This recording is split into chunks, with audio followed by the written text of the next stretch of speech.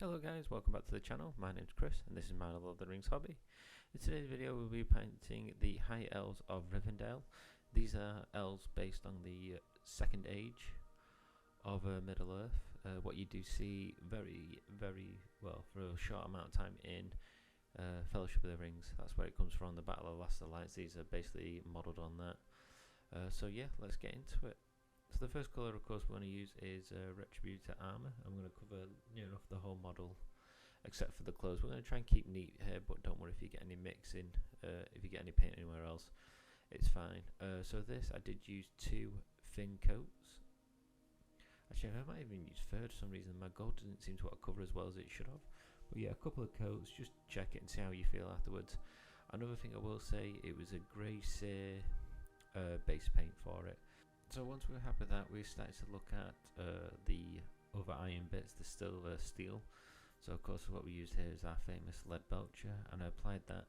Again, just take your time around here. Any mistakes, don't worry. While we've got the gold paint out and so forth on our palette, we can use. But yeah, this is quite a tricky one. I think it doesn't cover as well as it should do. I've got a new pot of lead belcher, which I do need to do. This one seems really what's the word, like watered down. It doesn't seem to hold it as much, and I do apologise for the camera on here. It's just because it's such a small little detail on the model, it picks up more of the model or the brush rather than the actual area. So just take your time and have a look at the box art. So this is with the bit which helps the models start to look even more and more like the elves. And what we're going to do, this is Cantor Blue. I'm going to apply this all over the cloth, all the clothing near enough except for the front bits, which I'll show you in a second what I do.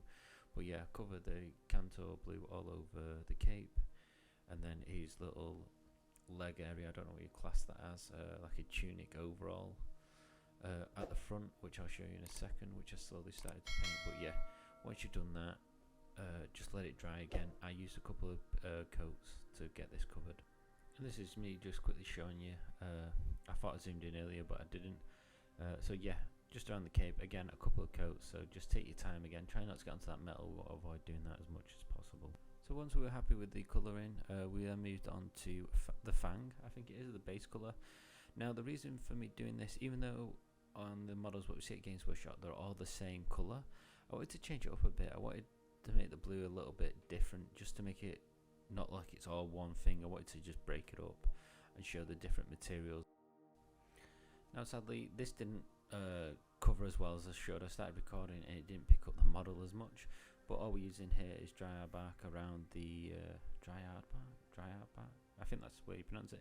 I'm just using it on the wood, and it's literally just the elven bow, and of course the back where the arrows are in his quill. Is that it? I think it's a quill. You put your arrows in a quill. Yes, I think so. Might be wrong. Yeah, it's not quirrell. You have a quill. No, I don't know. Anyway, I'm waffling. So yeah, once we did that, and eventually I do actually add the gold details to the bow. I just forgot to do it during the early stages, so I add them later on. And this is just me showing last bit of it, and around the back of course, so you can see the bows, where I've done the bows, painted that quite well.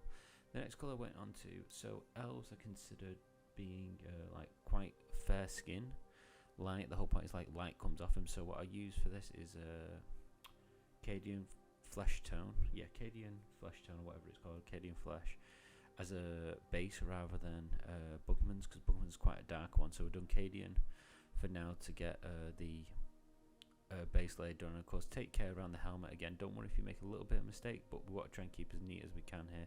And what I tend to do is just paint down the face as we go along, and that gets it nice and covered. And this is me just showing the back of your hand, just so you can see. So while we're looking at the back of the model, what we're going to do now is paint the quilt and the shoes, and for that we're going to use Rhinox hide, and we're just going to again make sure we take our time, especially close to the cloth, because we got to get that all mixed up anywhere. Take your time, make sure it doesn't hit anything. So the next colour we use is white scar. We're literally just going to do that over the arrow feathers at the top sticking out there. So again, might need a couple of coats, but yeah, just water it down, blodge it on. It's quite difficult this because of where it is. Just take your time so you don't get any on the helmet or on any of the hands, just to save us from painting over again. So sadly this is where I think I ruined the model.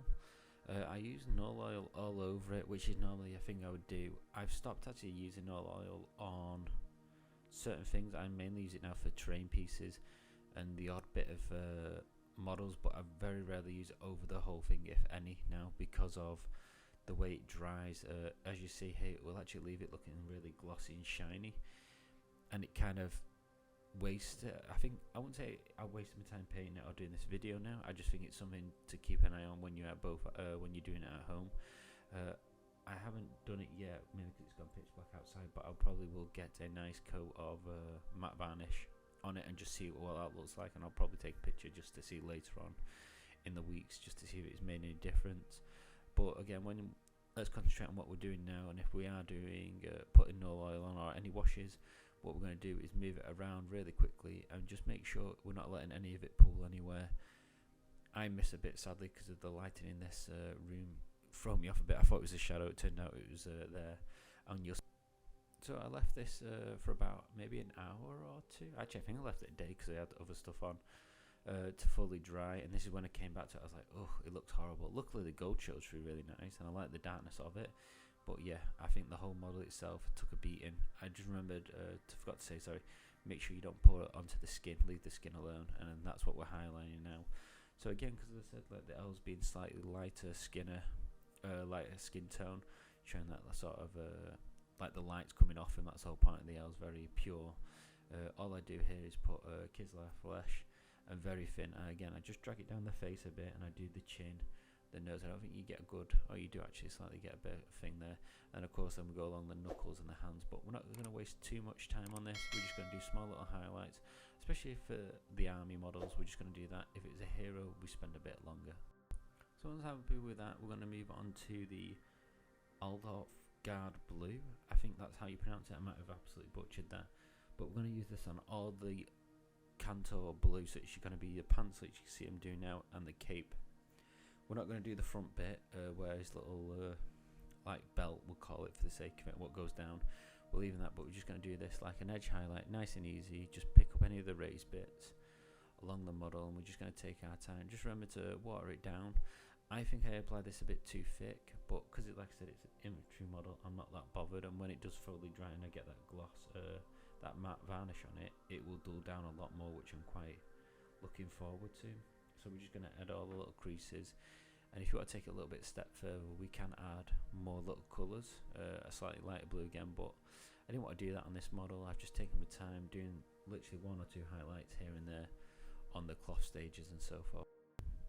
Okay, so before I go on to the actual stage I'm on to painting, sadly my card got corrupted on a small little bit, and I actually haven't been able to record what I used, which was, I think it was Fizzy and Grey, and we used that on the, like his belt and all the other blue stuff, so not his pants or anything, I don't even know what you call it, like the fabric all around him basically, around his belt and around his top of his arms.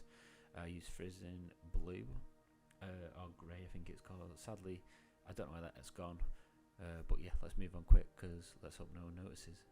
So the next colour I use is Go For Brown, and of course this is just to highlight all the wood. So again, taking my time, I just do my own little scratches. I do some little big like little knocks in the wood, I think it is, so forth, and just having a bit of play around. There's one I did a little bit too big, but again it was just to show the lighting and just get a bit different, break up the So what we're going to do now is add our highlights back to our, what they call feathers, feathers on our arrows. I'm just going to use white scar again because we've darkened it, just something to get the edges, and I'm literally doing an edge highlight, nothing too exciting, but yeah, that was it.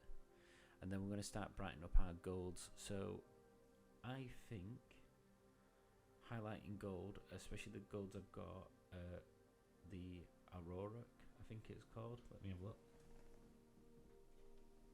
I could be butchering. Auroric Armor Gold. It doesn't seem to highlight. I don't know if it's me, but since having it from day one, I feel like I don't get enough out of it being from the base to a layer once it's got shaded, so it could be me. But yeah, I use the Auroric Armor Gold for highlight, and I use this to make sure not to go in those seams because I like those dark, the black seam where the null oil's gone. I really do like that, so yeah, I try and keep that separate. And then the next bit, what I like to do, and I just go around with a brush and just highlight random areas. some at the bottom, some in like in between the other gold bits, but not all the way across. I just do it like where you see where that very shiny light is. I actually just do it on that as like a little highlight on there, and for that I use Liberator Gold, the last layer paint. I took a bit more time with the armor, mainly because the elves, and I thought it actually looked pretty cool, just with the gold, just looking, bringing it out that little bit more. So yeah, all on the armor. Got his I would say greaves, but I don't think it's greaves maybe, on his forearms, and of course on his helmet, getting the last bit. And once I was happy with that, this is how the model goes. So I will base it, and I'll take a picture in a second, show it at the end. If you did enjoy the video, don't forget to like and subscribe. It's free, and I'll see you in the next one. Bye for now.